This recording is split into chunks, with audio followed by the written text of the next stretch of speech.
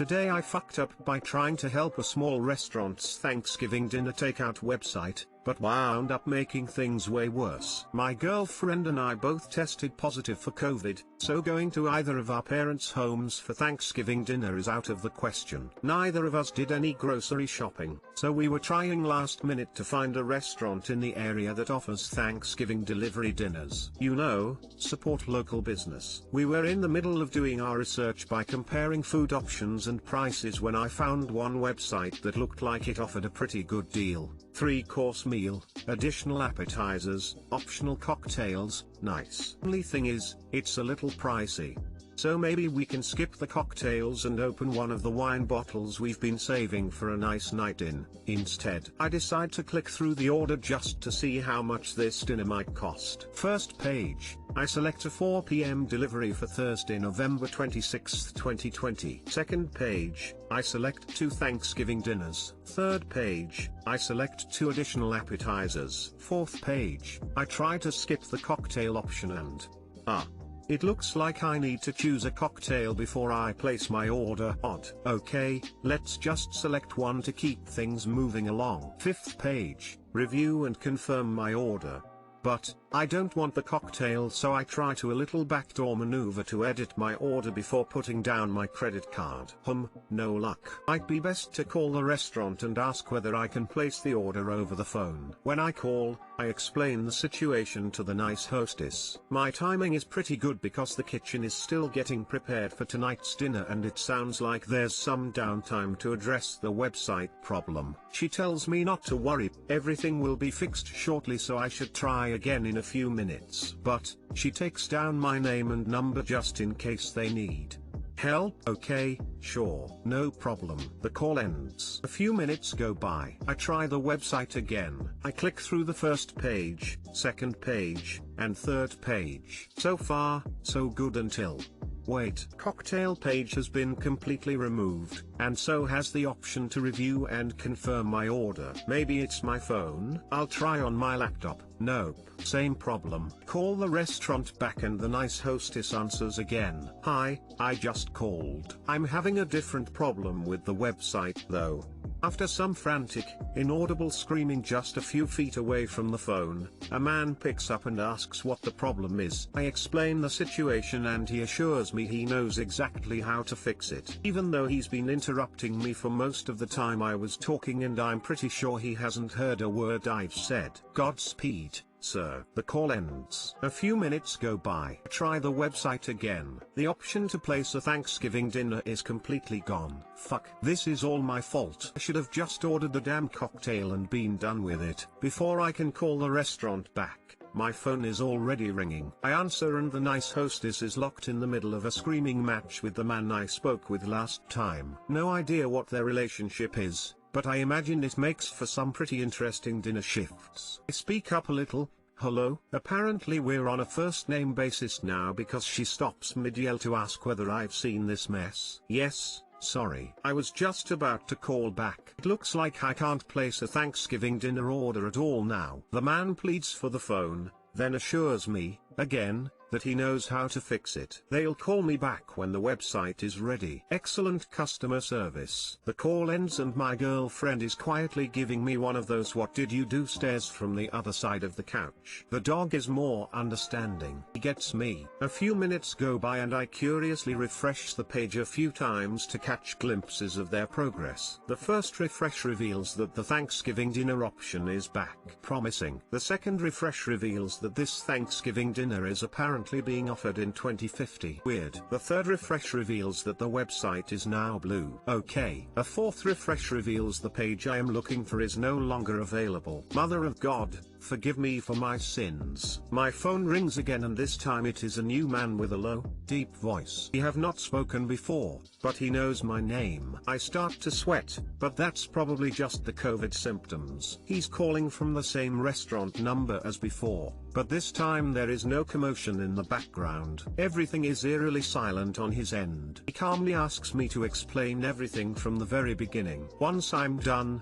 he tells me he'll call me back shortly. The call ends and I keep my eyes locked forward. My girlfriend loves it when I pretend she's not there. It's our thing. Phone rings again and the man with the deep voice asks me to go back to the website. He's worked his magic and the site has been miraculously restored to how I originally found it when I first tried to place my order. Over the phone, I talk him through each step and he understands what needs to be done. He tells me again that he'll call me back in a bit. The call ends and I slowly lean over to my girlfriend to proudly let her know that I'm helping to leave the world in a better place than I found it. It's our civic duty. My phone rings again, I answer, and the man with the deep voice asks me to try again. Mazel tov, the nightmare is over. Thank him profusely for his help and I can hear him laugh a little at the absurdity of the entire situation. I go through the website one last time to place the order and realize our Thanksgiving takeout dinner for two is going to cost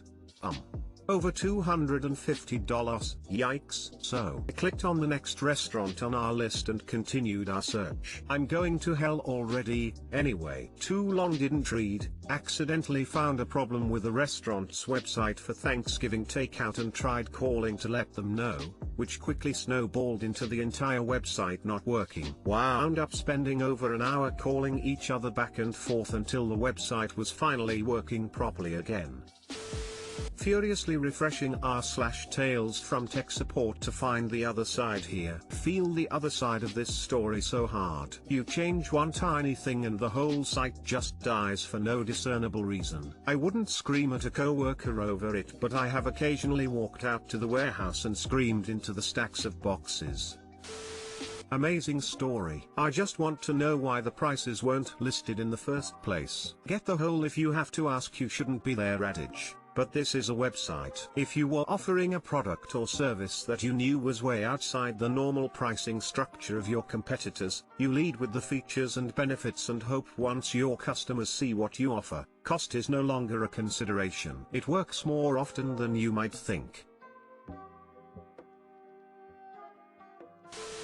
This is almost like something from r/No Sleep, but over there the website would become more of an eldritch horror with each refresh and drive everyone mad. Edit, my first award. Thanks kind stranger. In the course of 1 hour, you have demonstrated that /their website lacked functionality, /their staff lacks competency with the website, /their Thanksgiving dinner option was wildly overpriced, /the relationships between staff members are perhaps less stable than they previously believed. Don't doubt yourself, friend. They could have spent thousands on a consultant who would have detailed those issues, and you provided your services for free. The call ends and I slowly lean over to my girlfriend to proudly let her know that I'm helping to leave the world in a better place than I found it. It's our civic duty. Lamau, smiley face. Today I fucked up by making a very important typo in a work email. Of course this didn't happen today, it was about 2 years ago, a few weeks into my new job. I had just started, quite late in life I might add, my new shiny office job. Eager to make myself seem enthusiastic, I would often take on a lot of new tasks here and there to the delight of my teammates. One such task involved uploading a file to a server each morning, and we would receive a file from this team of people I will call finance. One day they forgot to add the file to the morning email. I'll get it, I shouted eagerly as I smashed out what was to be a killer email, solidifying my place among the workplace elite. Now, everyone knows you have to add a nice sign-off, maybe a yours, maybe even going a bit fancy with a looking forward to hearing from you, but I keep it simple with a regards. Hi finance, I think someone forgot to upload the file to the previous email. Retards. Dr_JRE. I was elated at my effort, at least until my manager turned his head round wide-eyed and said, was that email meant to be sent? My heart sank. We just went for the leave it and hope for the best, then apologize profusely if anyone notices play, and luckily no one did. Or at least no one said they did. Kind regards is now part of my email sick. What a regard. Too long didn't read, I called everyone in finance a retard 2 weeks into my new job by accident. Edit, thanks for all the funny stories and awards. / the Reddit award speech. If you have a moment check out X Sentinel on Spotify. I laughed so hard at this, especially because you were pointing out an error. Ha ha ha, so relatable too. I'm glad your boss was pretty cool about it. I can relate. I accidentally told the fire chief to F you on a recent fire inspection when I actually was telling him I wanted to follow up. Oops. I'm a nurse and I was writing a lab order for a patient, and under reason I accidentally abbreviated follow-up chronic kidney disease as, you guessed it, fucked. On my first day, my desk mate at my first office job warned me to proofread emails carefully and not trust Outlook's spell check too blindly. In her first week there, she dropped the L in public on an email to a bunch of lawyers. That's why you never trust spell check or autocorrect, because if your error is actually another word, it just leaves it in. I actually didn't read the typo, and read it as it was intended in the first place. I had to go back and see what I missed. Lol. Regard. I once received an email where the sender, name Angus, misspelled his name. Kind regards, Ines. Had a longer than should have chuckle at that one. Still gets me smiling today. Today I fucked up by not listening to my son when he said he had something in his closet.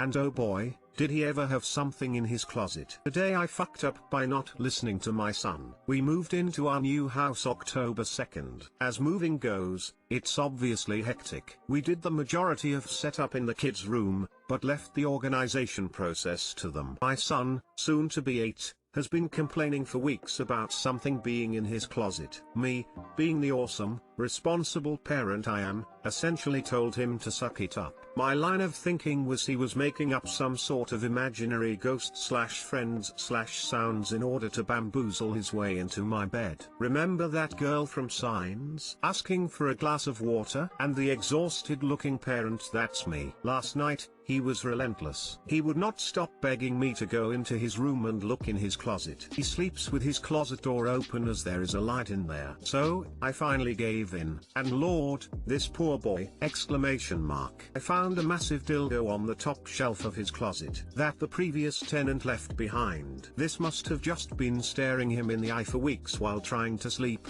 Too long didn't read. I scarred my son for life by not checking his closet, where I found a massive dildo.